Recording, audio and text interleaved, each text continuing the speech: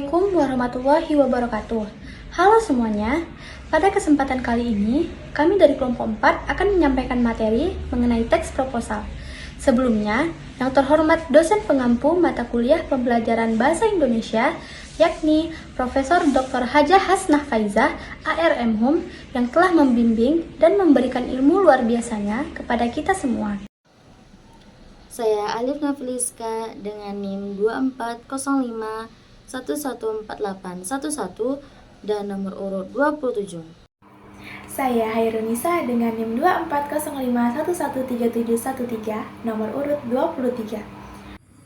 Saya Mufidli Halim dengan NIM 2405125890 dengan nomor urut 28. Halo teman-teman semua, perkenalkan saya Kalisa Atira Putri dengan nomor urut 22 dan NIM 2405113553. Perkenalkan, nama saya Aurelia Abel dengan NIM 2405114087 dan nomor urut 26. Saya Sofina Juwita dengan nomor urut 24 dan nomor NIM 2405114025. Perkenalkan, nama saya Dewi Puspita Ramadhani Siregar dengan NIM 2405114034 dengan nomor urut 25. Saya Sofina Juwita akan menjelaskan tentang pengertian dari teks proposal. Ketika akan melakukan suatu penelitian seperti skripsi dan untuk kegiatan lain di luar konteks akademik, perlu disusun suatu tulisan yang disebut teks proposal. Proposal merupakan suatu bentuk pengajuan, penawaran, baik berupa ide, gagasan, ide pemikiran, maupun rencana kepada pihak lain untuk mendapatkan dukungan izin, persetujuan, dana, dan lain sebagainya. Saya Hairunisa akan menjelaskan mengenai struktur dari teks proposal. Yang pertama adalah cover. Cover adalah bagian awal dari proposal yang berfungsi sebagai identitas dan memberikan informasi dasar mengenai proposal. Yang kedua adalah lembar pengesahan, adalah lembar yang berisi pernyataan atau persetujuan dari pihak-pihak terkait mengenai sah atau tidaknya proposal. Yang ketiga adalah kata pengantar, adalah penjelasan singkat tentang isi karya, ucapan terima kasih kepada pihak-pihak yang membantu, dan uraian alasan dibuatnya proposal. Yang keempat adalah daftar isi. Ini adalah daftar yang memuat pokok-pokok tulisan dari proposal, mulai dari halaman depan hingga halaman akhir. Yang kelima adalah pendahuluan, bab pembuka yang berisi latar belakang, tujuan, dan arah proposal. Yang keenam adalah deskripsi proposal, di mana ini disebut juga dengan bagian inti. Dikatakan dalam bagian ini menjelaskan mengapa dibuatnya proposal dan untuk apa tujuan dibuatnya proposal. Yang ketujuh adalah pemasaran, bagian berisi peluang, strategi, dan profit konsumen yang akan dituju dari proposal. Yang kedelapan, finansial, adalah bagian catatan keuangan dari modal, pengeluaran, sumber, dan analisis titik impas lainnya. Yang kesembilan adalah lampiran. Lampiran berisi biodata atau foto-foto kegiatan dari proposal. Saya Dia Puspita Ramadhani Siregar di sini akan menjelaskan sedikit tentang tujuan proposal. Tujuan pengajuan proposal adalah untuk meyakinkan pihak yang dituju agar memberikan dana, dukungan, persetujuan, ataupun izin terhadap suatu rencana program, usaha, ataupun kegiatan yang akan dilakukan. Nah, jadi ketika kita akan melakukan suatu kegiatan, usaha, ataupun suatu rencana program, kita memerlukan izin terlebih dahulu kepada pihak yang bersangkutan.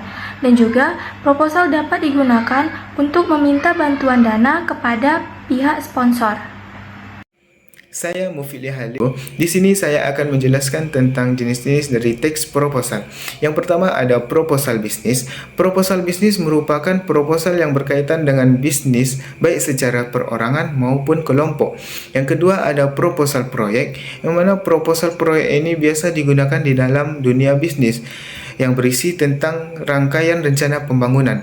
Yang ketiga proposal penelitian, yang mana proposal penelitian ini biasanya dilakukan oleh kalangan akademisi. Misalnya proposal penelitian untuk skripsi, artikel jurnal, tesis, dan lain sebagainya. 4. Proposal kegiatan, yang mana proposal kegiatan ini merupakan proposal yang akan dilakukan oleh sekelompok orang atau seseorang. Kemudian yang kelima ada proposal formal. Proposal formal merupakan proposal yang berisi dengan bahasa baku dan secara resmi. Kemudian yang keenam ada proposal semi-formal. Proposal semi-formal merupakan proposal yang baku tetapi tidak memiliki struktur yang lengkap seperti proposal formal. Yang ketujuh adalah proposal non-formal. Proposal non-formal adalah proposal yang tidak resmi dan tidak menggunakan bahasa baku.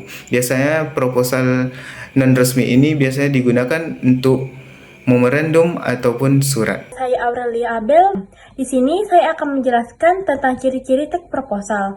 Yang pertama, berisi ringkasan suatu kegiatan atau penelitian. Yang kedua, terdapat pihak mengajukan proposal. Yang ketiga, terdapat pihak yang dituju untuk proposal tersebut. Yang keempat, bersifat sebagai pemberitahuan atau informasi suatu penelitian. Yang kelima, menggunakan bahasa yang baku. Yang keenam, memiliki struktur penulisan yang benar.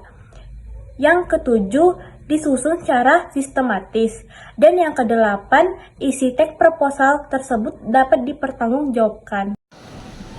Saya Alif Nafiliska. Ini saya akan membahas mengenai kebahasaan teks proposal. Kebahasaan teks proposal itu ada 10. Yang pertama, usahakan bahasa yang digunakan sesuai dengan tata bahasa dan kaidah ejaan yang disempurnakan.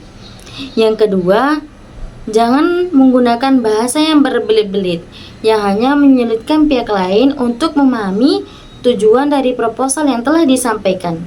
Yang ketiga, untuk memperlunak bahasa yang digunakan, biasakan untuk berlatih atau belajar dari proposal yang sudah ada atau proposal yang dianggap telah benar.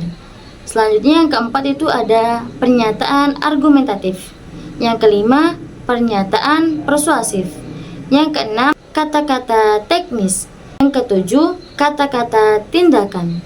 Yang kedelapan, kata pendefinisian.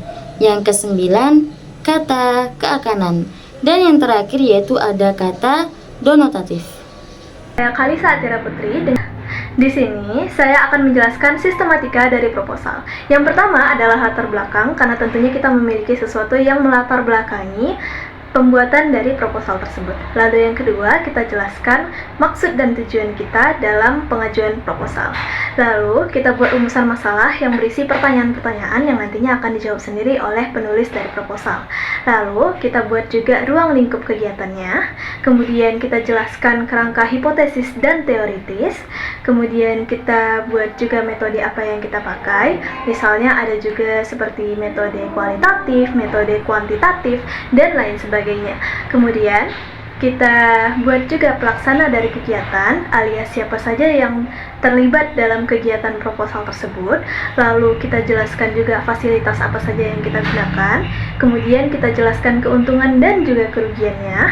Kemudian kita juga buat jadwal dari kegiatannya itu kapan. Kemudian kita juga buat data dari anggaran dananya yang akan dipakai.